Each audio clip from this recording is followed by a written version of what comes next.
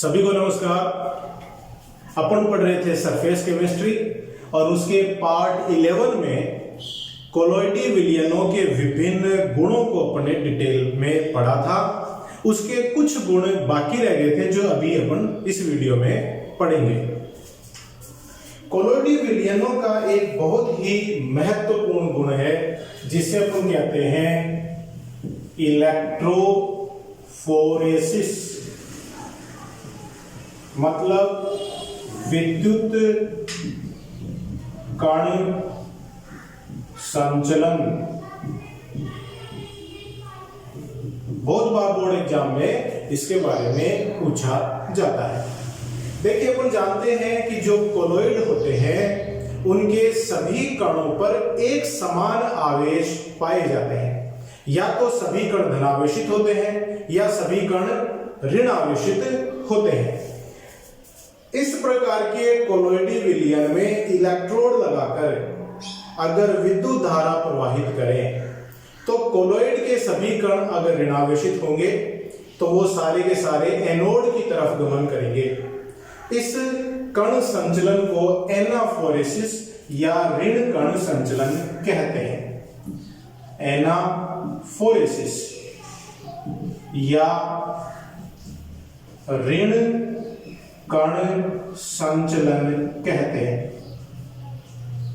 और अगर कोलोइडी कणों पर धनावेश पाया जाता है तो विद्युत धारा प्रवाहित करने पर सारे के सारे कण कैथोड की तरफ गमन करते हैं। इसे कहते हैं कैटाफोरेसिस, धन कण संचलन।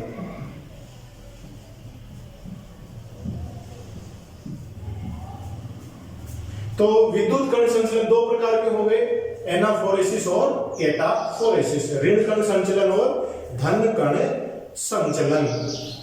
देखिए, इसे अपने एक डायग्राम से समझने की कोशिश करते हैं। एक यू आकार की नलिका लेते हैं। उस यू आकार की नलिका में कोलोइड भर देते हैं। कोलोइड, ये कोलोइड के कण हैं।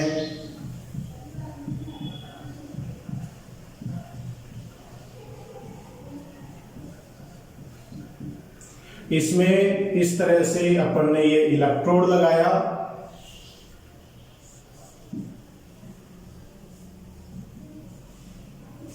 ये है पॉजिटिव टर्मिनल, ये है नेगेटिव टर्मिनल। पॉजिटिव टर्मिनल को एनोड कहते हैं, नेगेटिव टर्मिनल को कैथोड कहते हैं। और ये इसमें कोलोइड भरा हुआ है। ठीक है, अब देखिए यहां दो स्थितियां उत्पन्न होती हैं। दो स्थितियां कौन कौन सी? जैसे अभी अपन ने देखा एनाफोरेसिस और कैटाफोरेसिस। ये निर्भर करेगा कोलोइडी कणों पर आवेश कैसा है। अगर अपन मान लेते हैं कि जो कोलोइडी कण हैं वो ऋणावेशित हैं तो क्या होगा? विद्युत धारा प्रवाहित करने पर ये कोलोइड के जो कण हैं वो एनोड की तरफ गमन करेंगे।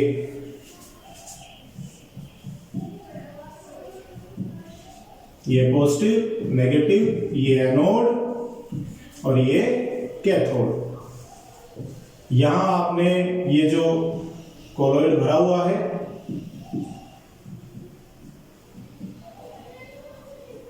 और ये जो कण हैं ये किधर जा रहे हैं? सारे के सारे कण, कोलोइड के कण ये एनोड की तरफ यहां इकट्ठा हो जाएंगे।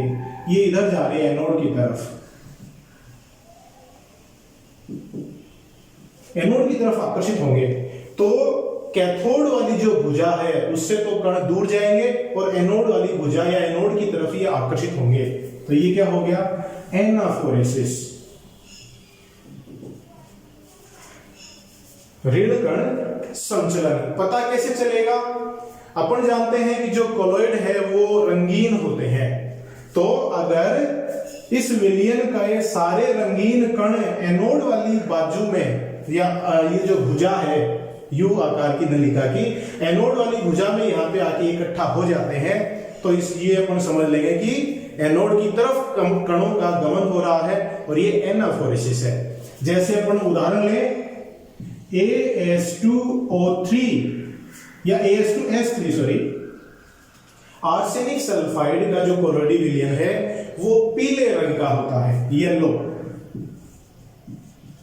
और इसमें विद्युत धारा प्रवाहित करेंगे तो एनोड की तरफ आके ये कण इकट्ठा हो जाते हैं। अगर अपन यूं देखें कि इसमें जो कोलोइड है उसके सारे कण धनावेशित हैं तो क्या होगा, ये यू आकार की नलिका, इसमें आपने कोलोइड भरा हुआ है, इलेक्ट्रोड लगाकर विद्युत धारा प्रवाहित कर रहे हैं, ये इसका पॉजिटिव टर्मिनल, ये नेगेटिव, पॉजिटिव टर्मिनल को एनोड कहते हैं, नेगेटिव वाला कैथोड हो गया, और ये इसमें इस तरह से कोलोइड भरा हुआ है। चूंकि कोलोइड के कणों पर धनावेश है तो ये कैथोड की तरफ आकर्षित होंगे, और कोलोइडी कण कैथोड वाली भुजा में इस तरह से इकट्ठा हो जाएंगे। तो कोलोइड का सारा रंग किधर आ गया, कैथोड वाली भुजा में इकट्ठा हो गया, मतलब ये कण है ये यूं जा रहे हैं, तो ये क्या हो गया, कैटाफोरेसिस, धन कण संचलन। आसानी से बता सकते हैं, जैसे अपन उदाहरण के तौर पे देखें, FeOH होल थ्राइस का कोलोइड जो कि धनावेशित होता है वो धन कण संचलन दर्शाएगा। तो इलेक्ट्रोफोरेसिस दो प्रकार के, ऋण कण संचलन और धन कण संचलन। इसमें होगा क्या, एनाफोरेसिस में जो ऋणायन है वो एनोड पर जाकर अपने इलेक्ट्रॉन त्याग देंगे और उदासीन कणों में परिवर्तित हो जाएंगे। वैसे ही कैटाफोरेसिस में धन कण संचलन में जो धनायन है वो कैथोड पर जाकर इलेक्ट्रॉन ग्रहण कर लेंगे और इनका धनावेश है वो खत्म हो जाएगा, ये भी उदासीन कण हो जाएंगे। उदासीन कण होने के बाद ये कण एक दूसरे को प्रतिकर्षित नहीं करेंगे तो संगुणित होकर बड़े कण बना लेंगे, और बड़े कण बन जाएंगे तो गुरुत्वाकर्षण बल के द्वारा विलयन के पेंदे पे बैठ जाएंगे, मतलब इनका स्कंदन हो जाएगा। निलंबन बन जाता है पहले और फिर स्कंदन इसका हो जाता है। तो इलेक्ट्रोफोरेसिस से विद्युत कण संचलन से कोलोइडी कणों पर आवेश नष्ट हो जाता है, कणों का आकार है वो आपस में कण जुड़ने से बड़ा हो जाता है और उनका स्कंदन हो जाता है, स्कंदित हो जाते हैं। इलेक्ट्रोफोरेसिस का उपयोग अपने दैनिक जीवन में भी करते हैं। दैनिक जीवन में देखिए कैसे, चैप्टर के लास्ट में अपन कोलोइड का उपयोग पढ़ेंगे तब भी ये चीज पढ़ेंगे, यहां पर अपन चर्चा थोड़ी कर लेते हैं। जो बड़ी बड़ी चिमनियां इंडस्ट्रीज वगैरह में लगी होती हैं, उन चिमनियों से कार्बन के कण हैं वो धुआं के साथ वायुमंडल में फैल जाते हैं, उससे प्रदूषण बहुत ज्यादा होता है और भी बहुत सारे हानिकारक कण हैं वो वायु में मिल जाते हैं। वायु में धुआं को छोड़ने से पहले इन कार्बन के कणों को पृथक करना होता है, इन हानिकारक कणों को पृथक करना होता है। चूंकि धुआं में कार्बन के कण है ये कोलोइडी विलयन की तरह कार्य करता है और ये ऋणावेशित कोलोइड है, तो क्या करेंगे, जो चिमनी है उसके अंदर बड़ी पावरफुल इलेक्ट्रोड लगाए जाते हैं, तो जो कार्बन के कण हैं वो एनोड पर जाकर चिपक जाते हैं और वहां पर वो ऑक्सीकृत हो जाते हैं, और ऑक्सीकृत हो जाएंगे उनका स्कंदन हो जाएगा, वहीं पर वो नीचे चिमनी के पैंदे में गिर जाएंगे, बाकी जो और गैसें हैं वो वायुमंडल में छोड़ दी जाती है। तो इस तरह से उसका शुद्धिकरण हो जाता है। और उपयोग देखिएगा इसका, जैसे शहरों से ये गंदे पानी के जो नाले निकलते हैं, इसमें बहुत सारे हानिकारक तत्व हैं, तो इनका भी शुद्धिकरण करने के लिए क्या करेंगे, क्योंकि यह गंदा पानी एक कोलोइडी विलयन की तरह कार्य करता है, इलेक्ट्रोड लगाकर विद्युत धारा प्रवाहित कर देंगे।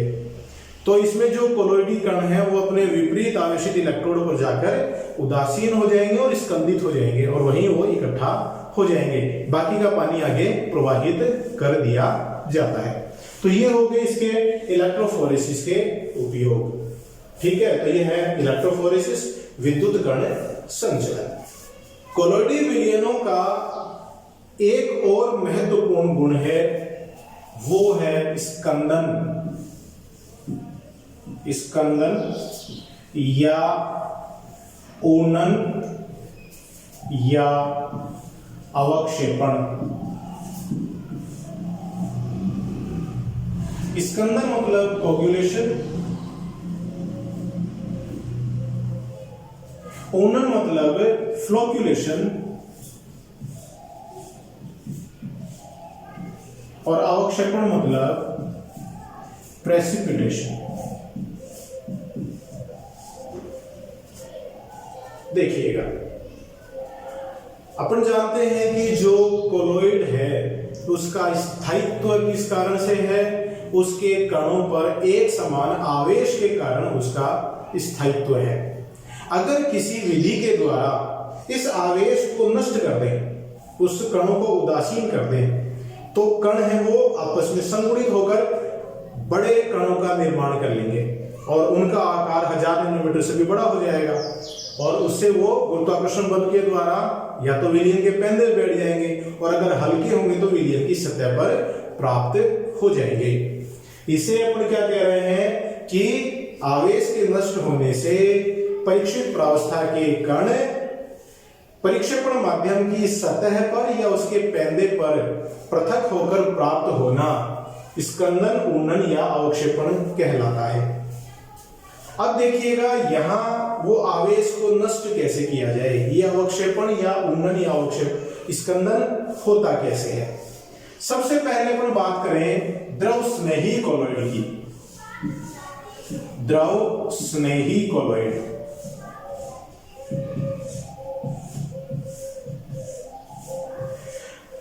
अपन ने द्रव स्नेही और द्रव विरोधी कोलॉइड में जब अंतर देखा था तो अपन ने ये देखा कि द्रव स्नेही कोलॉइड ज्यादा स्थायी होते हैं और उनके स्कंदन के लिए ज्यादा विद्युत अपघट्य की आवश्यकता होती है।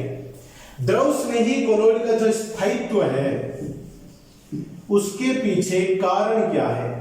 तो उसके लिए मोटे मोटे तौर पर दो कारण है।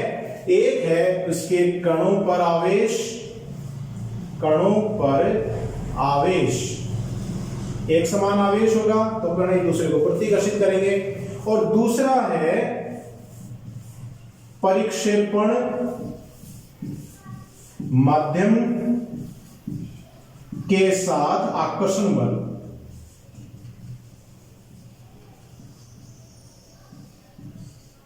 इस आकर्षण बल के कारण क्या होगा? अगर मान लो परिक्षेपण माध्यम जल है तो कोलॉइडी कणों का जल योजन हो जाएगा जिससे उसका स्थायित्व बढ़ जाता है।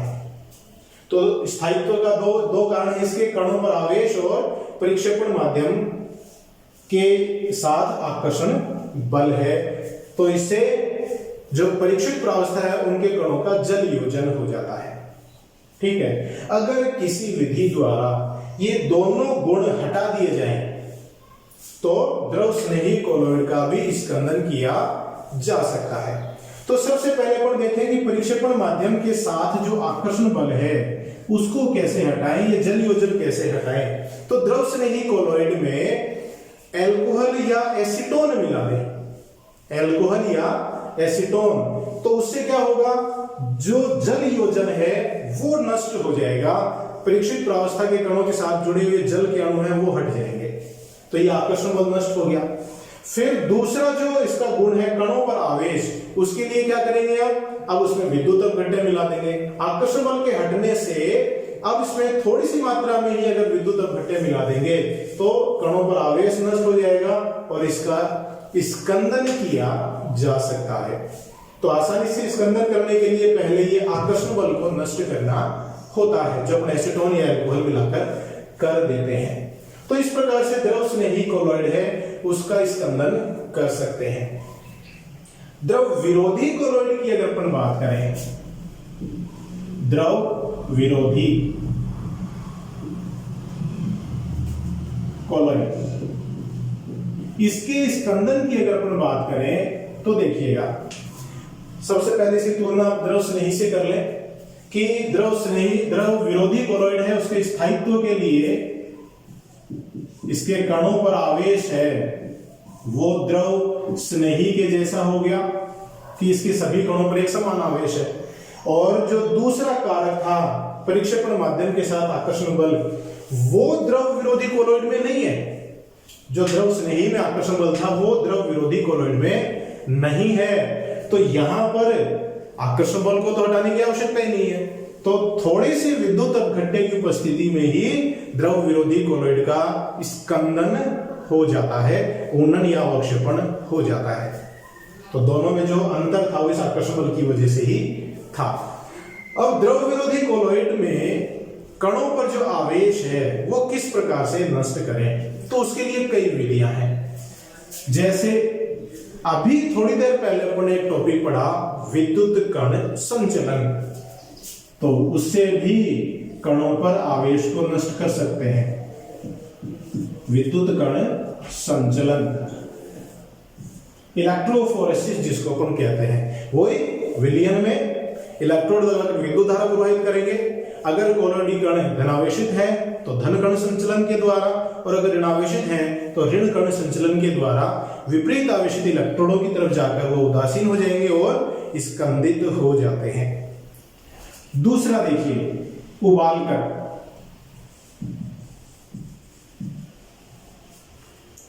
अगर कोलॉइडी विलयन को ज्यादा देर तक उबालें तो क्या होता है, जैसे मैं यूं देखूं AS2S3 का कोलॉइड है और उसकी सतह पर इस तरह से ऋणायन है वो अधिशोषित हो जाते हैं। इस कारण ही तो ये ऋणावेशित है, ये कोलॉइड बन गया, ये लो साहब कोलॉइड बन गया। अब अगर इसको ज्यादा देर तक उबालेंगे तो इस कण पर जो इन ऋणायनों की परत बनी हुई है वो परत नष्ट हो जाएगी, वो इस कण से हट जाएगी, और ये परत हट गई तो इसका आवेश नष्ट हो जाएगा और ये कण आपस में जुड़कर संगुणित हो जाएंगे, स्कंदित हो जाएंगे। वैसा ही अगर वो धनावेशित होगा तो धनायनों की परत हट जाएगी। तो उबालने से इस तरह से जो इनकी प्राथमिक और द्वितीयक परतें बनती हैं आयनों की, वो हट जाती हैं और ये उदासीन हो जाते हैं। तीसरा इसका देखिएगा, अत्यधिक अपोहन द्वारा, अत्यधिक अपोहन द्वारा अगर अपन करें,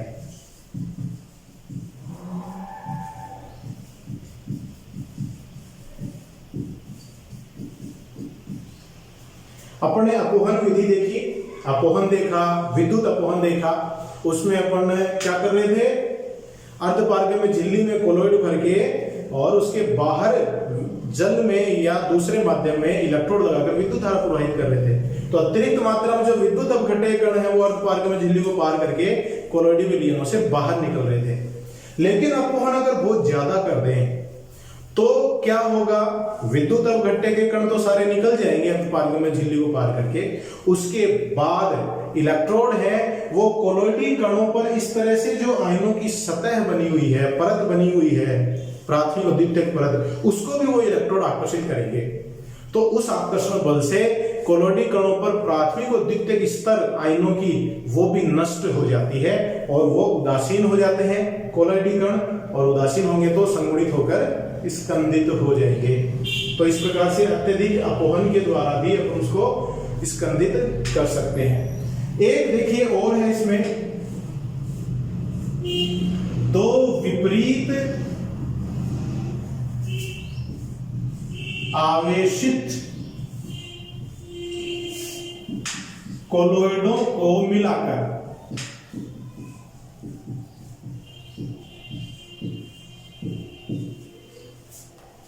अगर दो विपरीत आवेश वाले कोलॉइडों को आपस में मिला दें तो वो कोलॉइड एक दूसरे के आवेश को नष्ट कर देंगे और दोनों ही कोलॉइड स्कंदित हो जाएंगे।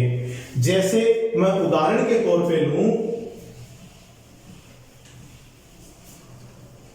AS2S3 जो नेगेटिव कोलॉइड है उसको FeOH होल थ्राइस जो पॉजिटिव कोलॉइड है, दोनों को आपस में मिला दूं तो क्या हो जाएगा, उनका दोनों ही कोलॉइडों का स्कंदन हो जाता है और ये दोनों कोलॉइड एक दूसरे के आवेश को नष्ट कर देते हैं।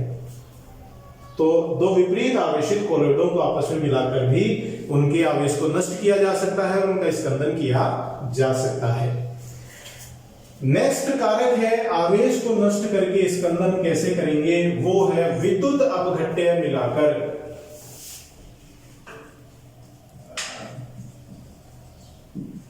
विद्युत अपघट्य मिलाकर, ये बहुत इंपॉर्टेंट कारक है कि कोलॉइडी विलयन में विद्युत अपघट्य मिला दें तो विद्युत अपघट्य से जो प्राप्त धनायन या ऋणायन है वो कोलोइडी कणों पर जाकर चिपक जाते हैं, उनके आवेश को नष्ट कर देते हैं और उसका स्कंदन कर देते हैं। अब चूंकि विद्युत अपघट्य से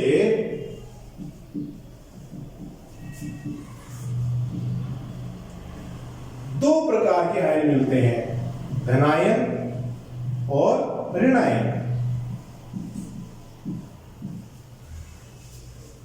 दो प्रकार के धनायन व ऋणायन। अब दोनों ही आयन तो स्कंदन में काम आएंगे नहीं।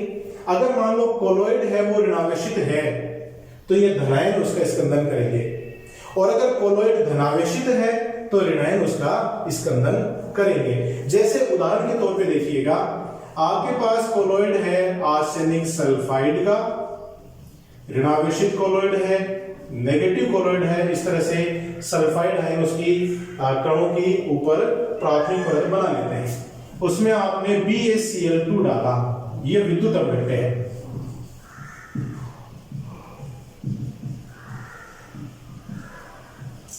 तो क्या होगा, आर्सेनिक सल्फाइड के ऋणावेशित कणों के साथ विद्युत अपघट्य से प्राप्त धनायन है वो आकर्षण बल से जुड़ जाते हैं और इसके आवेश को नष्ट कर देते हैं और इसका स्कंदन हो जाता है, स्कंदन हो गया।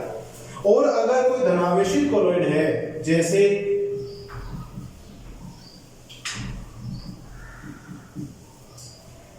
फेरिक हाइड्रोक्साइड का धनावेशित कोलोइड पॉजिटिव कोलोइड है, उसमें अगर यही विद्युत अपघट्य आप मिला रहे हैं,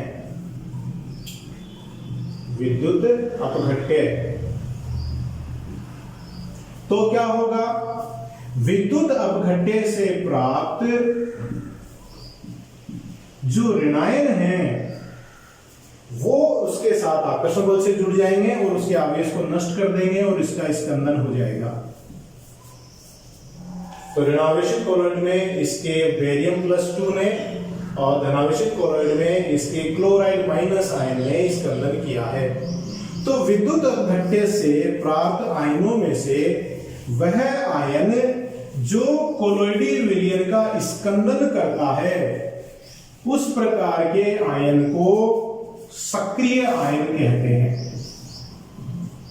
सक्रिय आयन, चूंकि ये स्कंदन कर रहा है इसलिए इसको स्कंदन आयन भी कहते हैं, और इसे पूर्णन आयन भी कहते हैं। जैसे आर्सेनिक सल्फाइड के कोलोइड की केस में बेरियम 2+ आयन सक्रिय आयन है और फेरिक हाइड्रोक्साइड के कोलोइड की केस में क्लोराइड आयन है, वो सक्रिय आयन है। ठीक है, बता सकते हैं ऐसा। अब देखिए क्या कर रहे हैं अपन, कोलोइड में विद्युत अपघट्य मिला रहे हैं। अब ऐसा तो है नहीं कि विद्युत अपघट्य की थोड़ी सी बिल्कुल एक दो अणु के डालने से स्कंदन हो जाएगा, ऐसा नहीं है। जैसे ये कोलोइड है और इसमें आप क्या डाल रहे हैं, विद्युत अपघट्य डाल रहे हैं।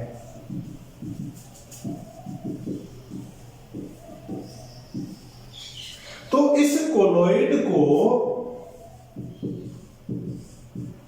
स्कंदित करने के लिए, कोलोइड की निश्चित मात्रा है, इसको स्कंदित करने के लिए विद्युत अपघट्य की आवश्यक न्यूनतम मात्रा, मतलब कम से कम कितना विद्युत अपघट्य चाहिए, तो कोलोइड को अवक्षेपित करने के लिए विद्युत अपघट्य की आवश्यक न्यूनतम मात्रा स्कंदन मान कहलाती है। स्कंदन मान,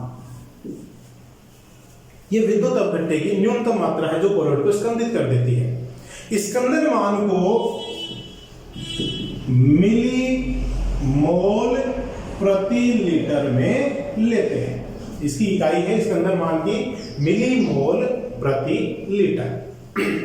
अब देखिए यहां जैसे ये कोलोइड है, इसकी निश्चित मात्रा ली आपने, विद्युत अपघट्य डाला, क्या सभी विद्युत अपघट्य के स्कंदन मान एक जैसे हैं? कोई कोलोइड है उसमें अलग अलग विद्युत अपघट्य की मात्राएं जो मिला रहे हैं, उसमें क्या सभी विद्युत अपघट्य की एक समान मात्राओं की आवश्यकता पड़ेगी? नहीं, ऐसा नहीं है। ये विद्युत अपघट्य के स्कंदन क्षमता पर निर्भर करता है। कि उस विद्युत अपघट्य की स्कंदन क्षमता कितनी है। स्कंदन क्षमता क्या है, किस पर निर्भर करती है, इसको अपन देखते हैं हार्डी-सुलजे के नियम से। हार्डी-सुलजे का नियम बहुत इंपॉर्टेंट है, बहुत बार एग्जाम में पूछा गया है। हार्डी-सुलजे रूल, हार्डी-सुलजे का नियम।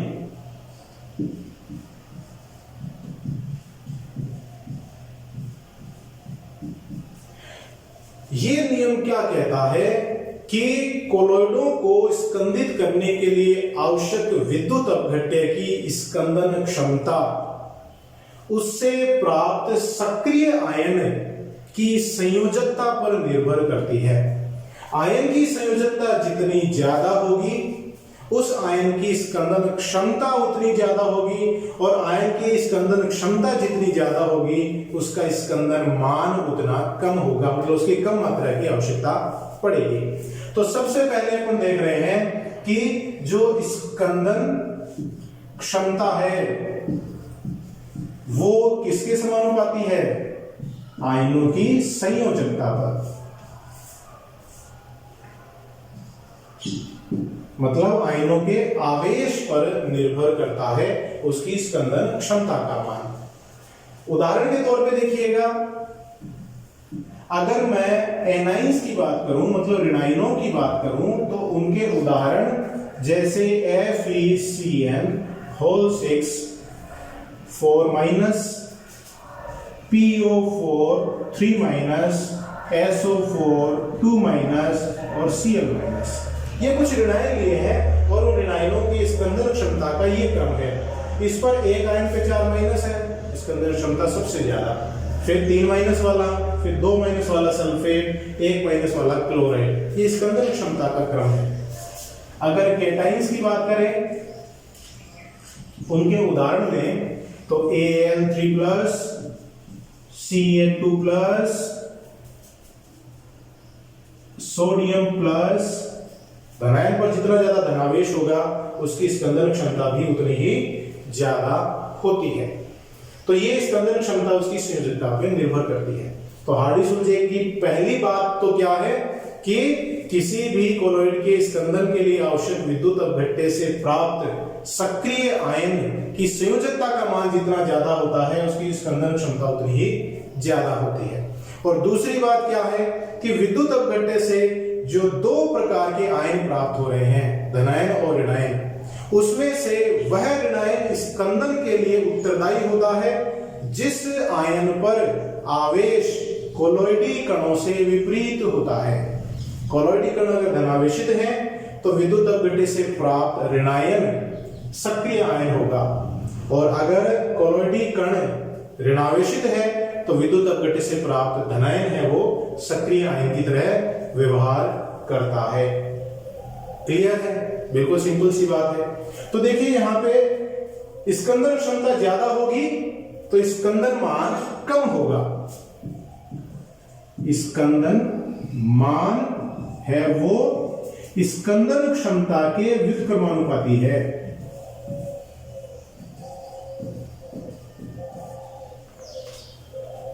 और चूंकि स्कंदन क्षमता संयोजकता के समानुपाती है तो स्कंदन मान आयनों के संयोजकता के भी व्युत्क्रमानुपाती हो गया।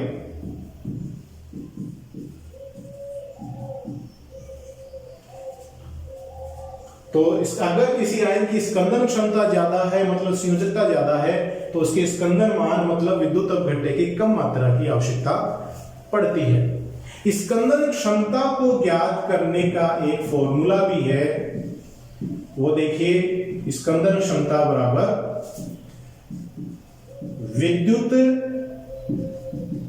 अपघट्य की मात्रा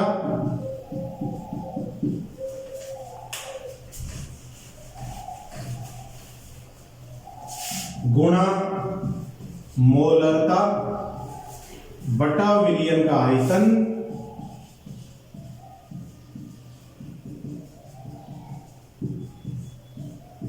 ऊपर गुणा 100। तो स्कंदन क्षमता है वो इस फॉर्मूले से भी अपन निकाल सकते हैं। स्कंदन क्षमता बराबर विद्युत अपघट्य की मात्रा गुणा उसकी मोलरता बटा विलयन का आयतन गुणा ऊपर गुणा 100। तो इस फॉर्मूले से अपन स्कंदन क्षमता की गणना कर सकते हैं। तो ये बहुत ही इंपॉर्टेंट रूल है हार्डी-सुजे का नियम। तो ये थे अपने कोलॉइडों के विशेष गुण। अब अपन नेक्स्ट वीडियो में बहुत ही इंपॉर्टेंट टॉपिक पढ़ेंगे। जैसे अभी अपन ने कोलॉइडों का स्कंदन किया कि विद्युत अपघट्य से कोलॉइडों का स्कंदन हो जाता है। अगर अपने को विद्युत अपघट्य की उपस्थिति में ही थोड़े से विद्युत अपघट्य की उपस्थिति में कोलॉइडों को स्कंदन से रोकना है कि भाई स्कंदन ना हो, विद्युत अपघट्य की उपस्थिति में कोलॉइड लंबे समय तक स्थायी रहे, तो क्या करें? तो उसका रक्षण करना पड़ता है। तो अपन नेक्स्ट वीडियो में देखेंगे कोलॉइडों का रक्षण और एक विशेष प्रकार का कोलॉइड जिसमें द्रव परीक्षित प्रावस्था द्रव परीक्षेपण माध्यम है, जिसे अपन पायस कहते हैं, उसको भी डिटेल में पढ़ेंगे। तो नेक्स्ट वीडियो में ये सारे इंपॉर्टेंट टॉपिक है। ये वीडियो बहुत ही इंपॉर्टेंट है, इसको डिटेल में पूरा देखिएगा आप, तभी आपके बहुत आसानी से समझ में आ जाएगा। तो आप हाथ धोते रहिए, स्वच्छ रहिए, स्वस्थ रहिए, परिवारजनों का ध्यान रखिए, मेरे वीडियोस देखते रहिए। बहुत बहुत धन्यवाद।